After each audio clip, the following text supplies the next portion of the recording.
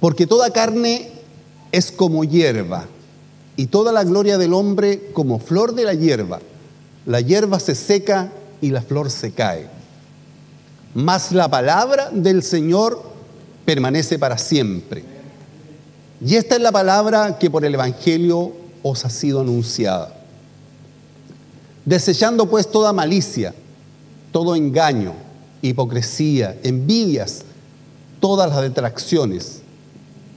Desead como niños recién nacidos la leche espiritual no adulterada, para que por ella crezcáis para salvación. Amén. Pueden tomar asiento, hermanos.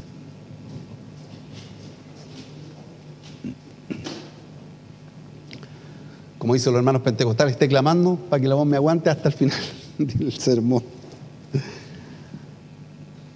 En el año 1967, un autor cristiano que se llama Andrew Vanderbilt publicó un libro que se llama El contrabandista de Dios.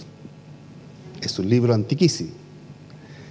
Y los que tuvimos oportunidad de leerlo, como otros libros, como el que mencionaba también Natalia, Torturados por Cristo, sentimos que estos libros dejaron un mensaje tan poderoso para los creyentes respecto a lo que es nuestro amor por la palabra y nuestro compromiso con la Biblia.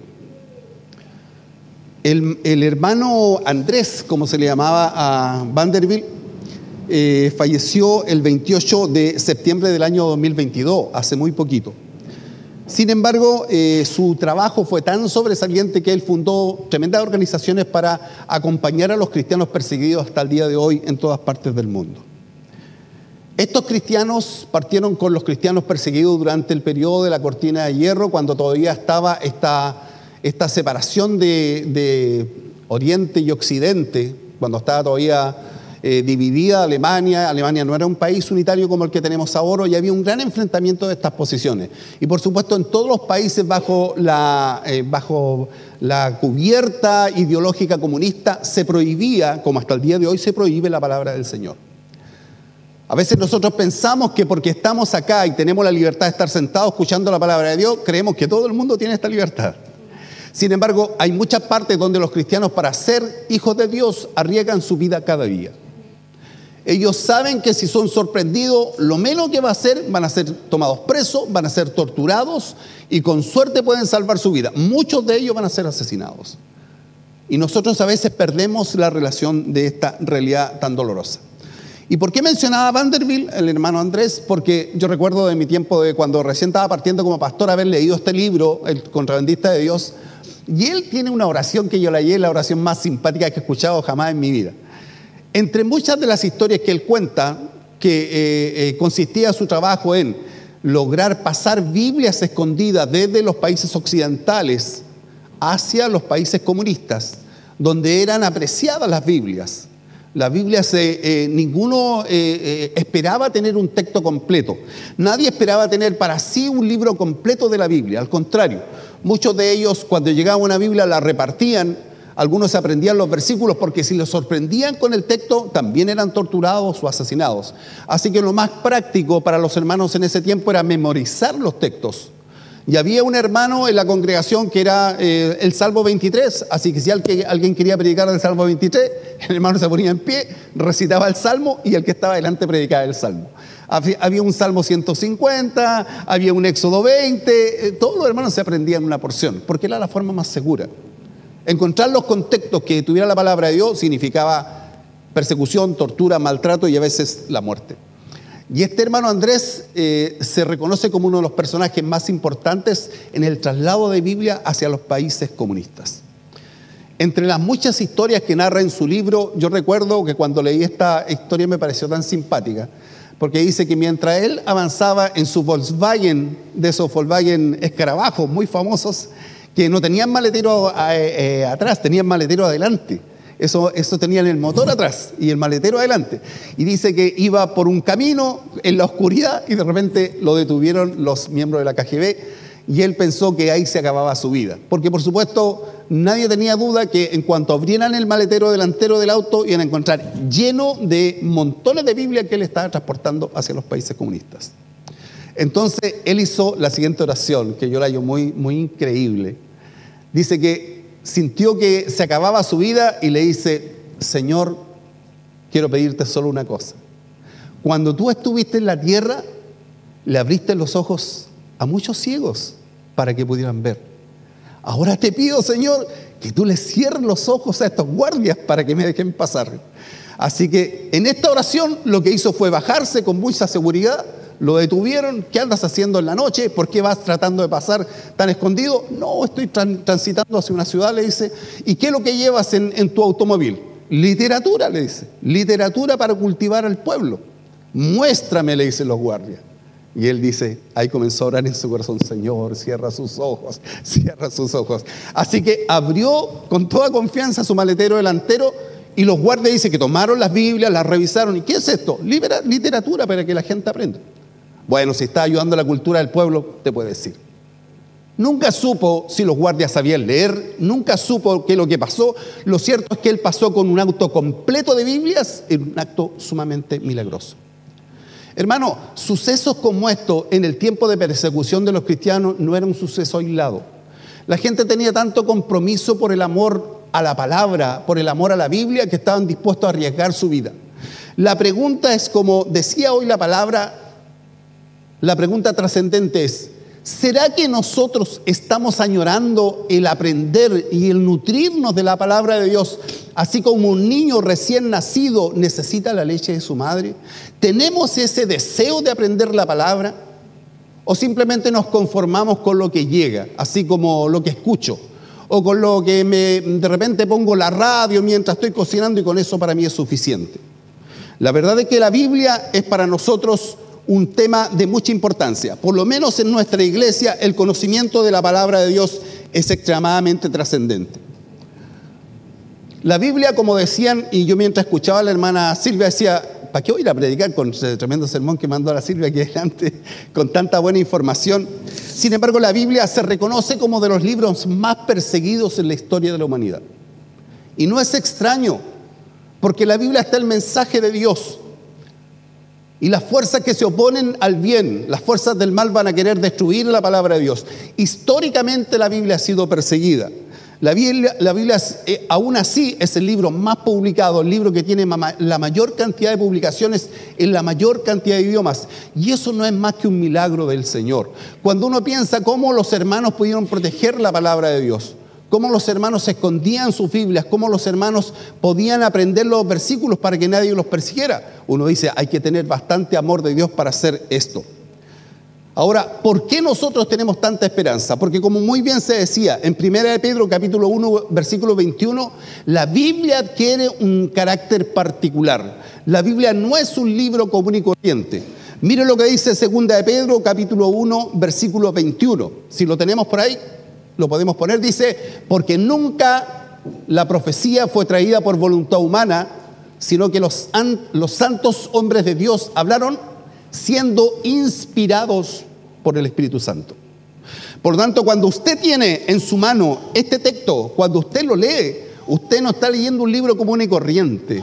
Usted no está leyendo una novela creada por un hombre ingenioso, no está leyendo un libro de historia común y corriente, está leyendo la palabra del Señor. Es el mensaje que el Señor nos quiso dar. Y cuando los hombres escribieron este texto, por supuesto no lo hicieron por cuenta propia, sino que el Espíritu Santo tomó el control de todo lo que era lo que ellos manejaban como lenguaje para comunicarnos el mensaje del Dios eterno. Cuando nosotros pensamos en esto, debiéramos preguntarnos: ¿cuánto valorizo yo la palabra del Señor? ¿Tengo el hábito de dedicar cada día un tiempo para leer la Biblia? ¿Tengo la oportunidad de tener un estudio sistemático de la Escritura? He tenido oportunidad para dedicar entre todas mis actividades, porque yo tengo tiempo para muchas cosas. No sé si usted ha escuchado que la gente dice: no hay tiempo. No hay tiempo. Lo que más dice: no hay tiempo. Pero sabe, mire, cuando alguien, pongamos un ejemplo que no afecte a nadie, cuando a alguien le gusta la pintura y hay una exposición en Concepción de pintura, yo le aseguro que se va a hacer el tiempo para ir a esa exposición. Ni le digo si le gusta a alguien el Deportes Concepción. Estoy seguro que va a ir al estadio y se va a hacer el tiempo para ir al Deportes Concepción. Ahora, si le gusta la samba, la cueca o lo que sea, se va a hacer el tiempo. Entonces, mire, aquí no es el tiempo que no lo tenemos, simplemente es cuál es la vocación, cuál es el interés que yo tengo para dedicar un espacio al estudio de la palabra del Señor. La Biblia me enriquece. La Biblia es mi norma de fe y conducta. Entonces, uno debe preocuparse. Cuando uno encuentra hermanos, hombres y mujeres que se dicen ser cristianos de mucho tiempo y encuentra que con tanta facilidad se vienen al suelo o con tanta facilidad se sienten tan abrumados, uno debiera preguntarse cuánto están alimentándose de esta leche espiritual que hace tanto bien a nuestra vida. ¿Sabe? Su fe, mi fe, la capacidad para enfrentar las pruebas no va a venir de los cánticos, no va a venir de las alabanzas, no va a venir del momento de culto. Hermano, nuestra fortaleza espiritual viene de nuestra relación con la palabra de Dios. Es la Biblia la que me sostiene, es la Biblia la que me consuela, es la Biblia la que me da fuerza, es la Biblia la que me enseña cómo vivir, es la Biblia que me dice cómo ser un buen esposo, es la Biblia la que me dice cómo ser una buena mamá, un buen papá, un buen abuelo. Es la Biblia la que me dice. Y cuando nosotros no tenemos la costumbre de comunicarnos con la Biblia, ciertamente vamos a estar en dificultad. La Biblia es la palabra inspirada por Dios. Y nosotros debiéramos tener esta preocupación de, Señor, ¿cómo me acerco más a tu palabra? La Biblia tampoco es un libro absurdo, no es un libro salido de la realidad. Cuando uno de repente tiene que conversar con personas que tienen algún nivel de educación, la gente tiene la percepción de que acercarse a la fe o acercarse a la creencia es como renunciar a la cultura o renunciar al conocimiento. Ahora, si usted se dedicara a leer y a conocer la biografía de los grandes científicos, de los mejores investigadores, de la gente que ha desarrollado el conocimiento humano, la ciencia, la política, los grandes desarrollos de la humanidad, se lo debemos a grandes personas donde el 95% todos son creyentes en Dios. Es una idea absurda pensar que acercarse a Dios es alejarse del conocimiento. Al contrario, la Biblia siempre ha estado siendo corroborada por el conocimiento científico. Y aquellos de nuestros hermanos que han tenido la vocación de venir a estudiar con nosotros han podido aprender de verdades que de repente han sido verdades como discutidas. Quiero compartir con ustedes un texto del libro de Daniel, capítulo 5, versículo 30, me parece que lo teníamos, que dice así: la misma noche se fue muerto Belsasar, rey de los caldeos. Esta es una porción donde se habla de cuando se escribe en el muro. Yo prediqué en alguna oportunidad cuando el dedo escribe en el muro. Se narra un momento entonces cuando hay un suceso en que alguien necesita una revelación de parte de Dios. Y cuando el siervo de Dios revela esto, ¿sabe lo que hace el rey? Dice que lo nombrará el tercer señor en el reino. Por mucho tiempo la gente decía, ve que ahí la Biblia tiene un error. Claro que tiene un error. Si él es el rey y quiere premiar a una persona, ¿por qué lo nombra el tercer señor en el reino? Debiera nombrarlo el segundo, como es el caso de José cuando tradujo los sueños del rey. Entonces, ¿por qué no nombra el segundo señor en el reino? Bueno, en el año 1953 esto se resolvió. ¿Cómo se resolvió? No se resolvió por un invento religioso, no se resolvió por algún pastor que inventó algo, sino que un arqueólogo muy importante llamado Henry Rawlinson descubrió un elemento arqueológico donde se describía que en ese momento, en ese reino, habían dos reyes. Por lo tanto, este rey era el segundo en el mando. Él no podía ofrecer el segundo lugar porque él era el segundo. Nabonido era un rey y él, por supuesto, Belsasar era el segundo. Así que al profeta tenía que ofrecerle el tercer lugar.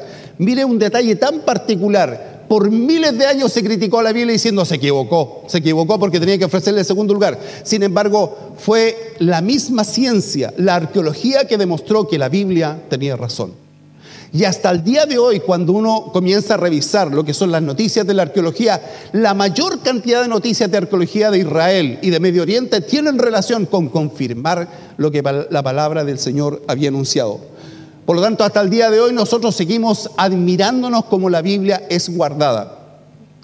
¿Se acuerdan de una porción que dice que si el hombre no hablara, las piedras hablarían? Aquí hay un ejemplo claro como la arqueología ha ido demostrando que lo que dice la Biblia es verdad. Uno de los libros más criticados o los libros más discutidos durante muchos años fue el libro de Isaías. Que habían 3 Isaías, que habían 2 Isaías. Otros expertos decían, no, hemos estudiado el lenguaje y creemos que hay 5 Isaías. Y por supuesto no se pudo resolver cuánto se podía probar la unicidad del texto hasta el año 1948. En el año 1948, ¿sabe lo que pasó? Se descubrieron muchos rollos antiguos en un lugar que no sé si usted ha escuchado, de las cuevas de Qumran. Y en las cuevas de Qumran entonces descubrieron muchos textos antiguos, pero había un solo texto completo del libro de Isaías. Había sido escrito unos 200 años antes de Cristo. Y cuando se compara ese texto, que hasta el día de hoy está expuesto en Jerusalén, en un museo hermoso que tiene Israel, que se llama el Museo del Libro, se puede observar esta copia, larga como de 7 metros, donde está escrito todo el libro de Isaías. Y cuando se compara ese libro de Isaías con el libro que nosotros tenemos, es exactamente lo mismo. Entonces uno se da cuenta que los descubrimientos de la ciencia lo que han hecho es confirmar lo que la palabra del Señor a nosotros nos advierte. Por todas partes, la Biblia es algo sobrenatural. Cuando uno mira su origen, cuando uno mira cómo se gestó, cuando uno mira el efecto que ha tenido la humanidad, no hay nada que haya transformado, no hay ninguna idea, no hay ningún elemento que haya creado el hombre que haya transformado más la cultura humana como la palabra del Señor.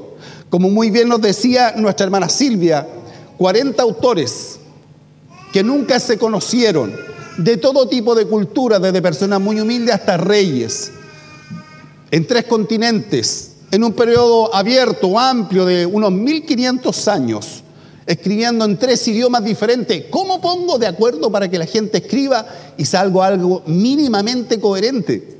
A veces cuando se hace algún concurso de literatura y dice, vamos a escribir sobre la primavera, y usted escucha la historia de la primavera, no tiene ninguna relación uno con otro. Son autores del mismo tiempo que se han reunido en un lugar convocado por alguna universidad para hablar de un solo tema. Y usted escucha lo que dicen y no hay ningún nexo, no hay ninguna relación.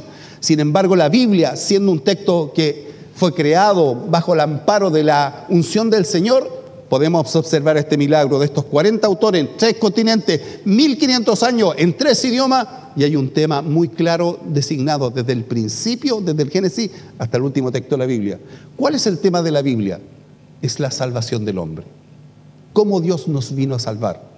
Entonces, hermano, ¿cómo nos vamos a poner interés en el conocimiento de la palabra? ¿Cómo nos vamos a preocuparnos por el conocimiento de la Escritura? Cuando nosotros miramos el texto que habíamos revisado, el capítulo 2 de Primera de Pedro, versículo 1, dice, desechando pues toda malicia. Si lo podemos reponer, capítulo 2 de Primera de Pedro, versículo 1 y versículo 2. Dice, desechando pues toda malicia, todo engaño, hipocresía, envidia y todas las detracciones. Versículo 2. Desead como niños recién nacidos la leche espiritual no adulterada para que por ella crezcáis para salvación. ¿Por qué es tan importante, hermano, que conozcamos la Biblia? Porque la Biblia es nuestro elemento regulador. Nosotros tenemos como vocación en esta iglesia que usted conozca la Biblia. Hay muchos lugares donde ojalá los líderes de las congregaciones, de las agrupaciones, las sectas especialmente, no quieren que la gente estudie la Biblia. No quieren que conozca la Biblia porque así la gente no sabe lo que les corresponde. Hay mucha gente donde hay muchos líderes que no quieren que los hermanos conozcan la Escritura. Aquí nuestro paradigma es totalmente al contrario. Nuestro paradigma es estudie la Biblia, lea la Biblia, comuníquese con la Biblia, reúnase con la Biblia, amanezca y acuéstese con la palabra para que sepa cómo debemos vivir nuestra vida. ¿Y sabe por qué es tan importante? Porque yo que ya no llevo un año, llevo muchos años sirviendo al Señor como muchos de ustedes, no podemos dar cuenta, hermano, que dentro de nuestras propias congregaciones, ¿cuánto hay de obedecer la palabra del Señor? ¿Cuánto hay de vivir una vida de acuerdo a los parámetros de la Escritura? A veces tenemos entusiasmo, a veces tenemos ganas, pero cuando revisamos nuestra vida, ¿mi vida está sujeta a la palabra? ¿Mi carácter está sujeto a Cristo? ¿En mis conductas yo realmente puedo reflejar la luz del Señor? Por eso para mí es tan importante, y para todos los que predicamos y enseñamos y tenemos responsabilidad de hacer docencia teológica en esta iglesia, que usted conozca la Escritura. ¿Sabe por qué? Porque así yo no tengo que decirle nada a usted de cómo usted debe comportarse. Porque yo no estoy a usted para ponerle normas. Estamos todos para sujetarnos a la norma del Señor. Ese es el tema principal. Entonces, ¿cuál es mi prioridad? ¿Cuál es el orden en mi vida? ¿Cómo yo ordeno mis proyectos? ¿Qué es lo que es primero en mi corazón? ¿Cuáles son mis responsabilidades? ¿Cuál es mi deber? ¿Cómo debo comportarme? Eso está todo en la Escritura, está en la palabra del Señor. Por eso nuestro consejo, en este día que estamos recordando la publicación de la primera Biblia en español, como muy bien me adelantaron la pega los que estaban antes que yo, la Biblia del Oso, 26 de septiembre de 1569, se publicó la primera Biblia en español. Entonces, si estamos recordando la Biblia, ¿sabe por qué es importante, hermanos? Porque ha cambiado la vida de nuestros corazones. Nosotros hemos sido cambiados por la palabra. Las vidas han cambiado. No es una cosa sobrenatural, no es una cuestión psicológica. A veces yo me toca escuchar a tantas personas, sobre todo en este tiempo de elecciones, que hablan, no, hay que ayudar a la iglesia evangélica, porque la iglesia evangélica ha cambiado tantas vidas. Yo quiero decirle una cosa, la iglesia evangélica no ha cambiado a nadie. El que cambia es Cristo a través de su palabra. Los que hemos sido cambiados, no hemos sido cambiados por un entusiasmo religioso, hemos sido cambiados porque a la luz de la Escritura hemos reconocido que sin el Señor nada somos. Necesitamos de Cristo y necesitamos de su palabra. Necesitamos revisar nuestras conductas. ¿Cuánto de lo que hacemos está en concordancia con la Biblia? ¿Conocemos la Escritura? ¿Sabemos cómo se originó? ¿Sabemos cómo está constituida? ¿Sabemos cuáles son sus partes? ¿Sabe que hace tiempo era una práctica para nosotros conocer incluso textos de memoria? Y eso como que se ha perdido, como tenemos el celular. Uno dice, no, Mateo 5:18, habla el celular y lo pone ahí, se lo lanza inmediato el versículo. Pero ¿qué pasa con mi memorización? ¿Qué pasa con eso de atesorar la palabra en mi vida? Cuando yo era bastante joven, hacíamos un juego que se llamaba Juego de Espadas. Y en el juego de espadas, ¿sabe cómo funcionaba ya? Esta fila contra esta fila. Ezequiel 32:5. Y los hermanos andaban con su Biblia, por supuesto, no con celular. Y el primero que encontraba el texto se ponía en pie y lo leía para todos los demás. Pero para eso yo tenía que saber que Ezequiel no estaba al lado de Génesis. Tenía que tener claro la secuencia de los libros. No sabemos siquiera la secuencia de los libros. Conocemos los grupos de la Escritura. Sabemos que hay un Pentateuco por 5 libros, después están los libros históricos, después ¿cuáles vienen? Profetas mayores, profetas menores. ¿Y los poéticos dónde quedaron? Antes. Conocemos eso, todo eso se ha ido olvidando, hermano. Entonces nos convertimos en personas que somos lentos. El pastor dice, vamos a leer Apocalipsis 3:5 y comenzamos. ¿Cómo dijo pastor? Apocalipsis. Eso no sucede, hermano, estamos perdidos con la Escritura. ¿Se fija? Entonces, que este recordar, hermano, nos permita a nosotros atesorar la palabra. De esta semana mi mamá, la Dorita, cumplió 90 años de vida. Y de las cosas que yo recuerdo de ella, de las cosas más importantes son los versículos que ella nos enseñaba desde pequeño. Yo era chico cuando ella nos enseñaba un versículo que decía, el principio de la sabiduría es el temor de Jehová. Los insensatos desprecian la sabiduría y la enseñanza. Pero yo era chico y nunca lo olvidé. Entonces, qué importante, hermano, que nuestros hijos crezcan conociendo la palabra del Señor. Nuestros hijos conocen todas las páginas, conocen todos los videos, unos videos raros, que hay unas competencias. Yo a veces quedo mirando y dice, ¿por qué es tan chistoso que de repente coman tanta golosina que le salen por los ojos y hacen una figura? Y eso es súper entretenido, los cabros se mueren de la risa, pero no conocen ningún texto de la palabra del Señor. ¿Sabe? Los papás no siempre vamos a estar con los hijos. Quisiéramos estar siempre, para estarlos salvando toda la vida, pero no va a ser así. La mayor herencia que usted le puede dar a sus hijos, que conozca la palabra, que conozca al Señor. De manera que cuando usted ya no esté, recuerde los versículos de fe que su padre, su madre, su abuelo o su abuela dejó grabado en su corazón. Va a llegar un momento que van a tener que luchar solo su pelea. Entonces, hermano, hemos nutrido a nuestros hijos con lo que dice aquí la Biblia, dice que es como una leche para el recién nacido. No sé cómo está calladito el recién nacido, pero en el momento que le dé hambre va a quedar la escoba porque él va a querer comer y comer. No. Entonces estamos clamando al Señor, clamando que el recién nacido no comience a tener hambre. Entonces, hermanos, ¿será que nosotros así necesitamos de la palabra del Señor? Entonces, hoy día el mensaje, en este día que recordamos el mes de la Biblia, es acerquémonos a la palabra del Señor. Hágase un hábito. Hay tantas formas. Es que, pastor, me carga leer. ¿Quiere que le diga una cosa? Ahora ni siquiera tiene que leer. Porque la cosa está tan cómodo que hay sistemas en que ustedes le leen la Biblia. ¿Sabía usted eso? Se lo leen. Y hay unos programas en que usted dice, ya, quiero que me lean la Biblia, toda la Biblia. Voy a escuchar un capítulo cada día. Y apretar. Génesis 1. Génesis capítulo 2. Y una persona con una linda voz, muy bien pronunciado, le va leyendo todo el texto. No hay problema. Así de cómodo, hermano. Pero, ¿sabe? Tenemos que acercarnos a la palabra.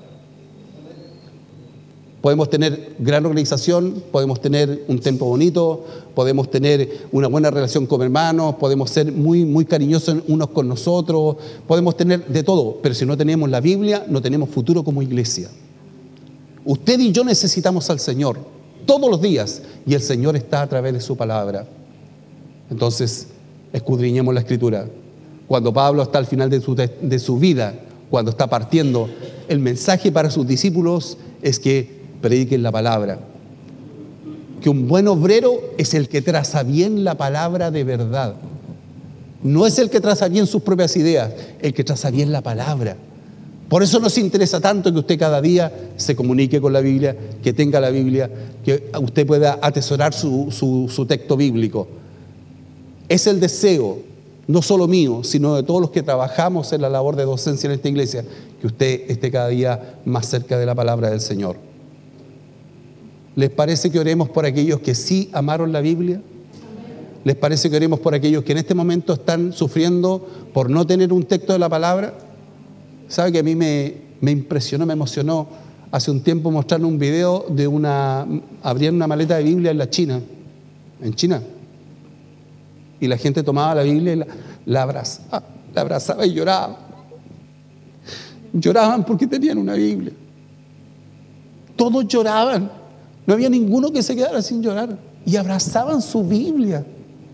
Y nosotros tenemos un montón de Biblias ahí en los escritorios. A veces se nos pierde la Biblia del domingo anterior. Y, ¿quién me tomó la Biblia? Y la dejé aquí el domingo pasado. ¿Por qué? Hermanos, hoy mismo hay gente que está llorando. Por amor a ellos, valoricemos nuestra Biblia.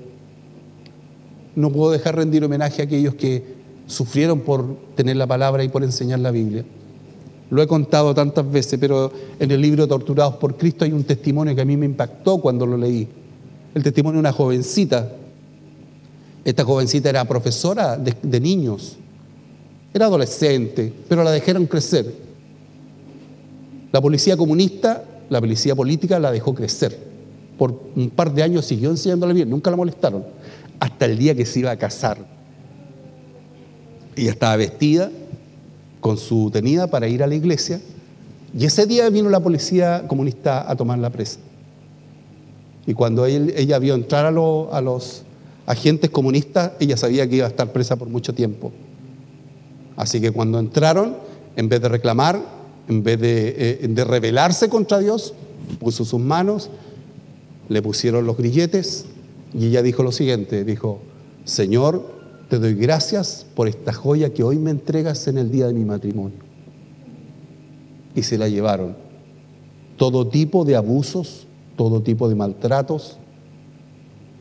Fue sacada de la cárcel varios años después, con muchos dientes menos por los golpes y las palizas que le dieron. Flaca, envejecida, aunque era una mujer joven. Y cuando volvió, su novio todavía la esperaba para casarse con ella y seguir predicando el Evangelio. Ese tipo de gente es gente que realmente amaba la Biblia. Qué pobre es nuestro amor por la palabra. Qué cómodo en nuestra vida. Qué fácil para nosotros ser evangélicos. Qué fácil, hermanos, para nosotros seguir a Cristo. Por cualquier cosa a veces nos desanimamos, nos venimos abajo. Y esta gente dio todo por el Evangelio, todo por el Evangelio. Esa gente admirable. Y en honor a ellos y a todos los cristianos que dieron su vida por el Evangelio, vamos a tener un momento de oración. Póngase en pie, vamos a orar. Señor, no queremos nunca olvidar a todos nuestros héroes de la fe, a todos los hombres y mujeres que sacrificaron su vida, que fueron maltratados, torturados, que fueron golpeados incansablemente, Señor, solo por dar testimonio de la palabra de Dios. Hoy que recordamos la Biblia, queremos recordar a los que murieron torturados, los que murieron quemados, los que fueron, Señor, sacrificados en las plazas públicas, Señor, solo por defender tu palabra. Te damos gracias a todos aquellos que, escondidos, Señor, llevaron, Señor, la Escritura de un lugar a otro. Señor, haz que nosotros podamos valorizar ese sacrificio. Y haz que podamos amar la Escritura, que podamos aferrarnos a tu Escritura, a tu palabra. Porque en ella encontraremos, Señor, tu voluntad para nuestras vidas. Señor, bendice el trabajo de la iglesia, Señor. Y bendice nuestro deseo de aprender. Bendice nuestra iglesia que hemos declarado una iglesia docente, una iglesia que el único deseo es compartir las verdades de la Escritura a todos los miembros y a todos los hermanos de nuestra congregación. Te pedimos, Señor, que tú sigas poniendo en nosotros el interés de compartir las verdades que tú dejaste escritas para nosotros. Y te damos gracias, Señor, por aquellos hombres que dedicaron tantos años, 10 años dedicaron para traducir de los idiomas originales la primera Biblia que hoy día recordamos quedó publicada, Señor, en nuestro idioma español. Te damos gracias por su trabajo, porque a través de ella nosotros tenemos el conocimiento de la verdad. Amén.